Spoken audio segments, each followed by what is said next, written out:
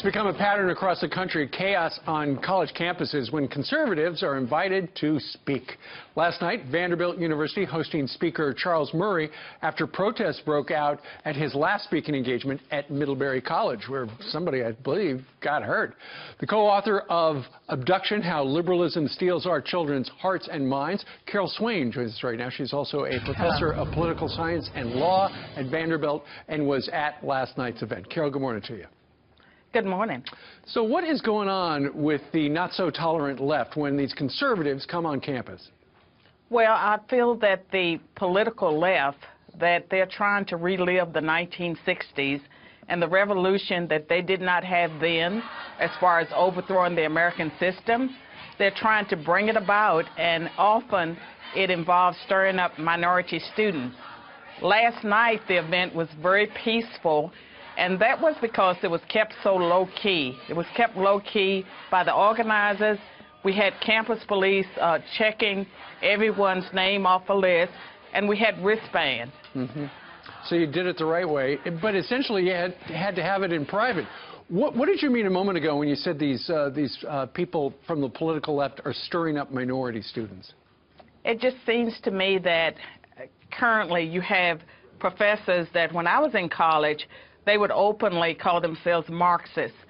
And today, they don't call themselves Marxists as much, but they are using the same ideas. And many of the administrators I think we have on our campuses are afraid of the students. And so you have agitators. Some of them are people that are not a part of the university that come in to teach protest tactics. So you have the outside influences of the people that come in to teach protests. You have paid protesters, and then you have liberal, progressive professors that act as if they hate America, and they are suppressing everyone's free speech. The university would have benefited, and all universities, if you had diversity of viewpoints. Of course. When Dr. Murray spoke, it would have been wonderful if there had been some people there who disagreed with him to ask intelligent questions. Right. We couldn't have it open, so we couldn't have the other side there Sure. to ask questions. You know, when I went to college, we had it was the public square. Everybody said everything. Nobody, there weren't these violent demonstrations and stuff like we're seeing here at Middlebury, out at Berkeley regarding Milo.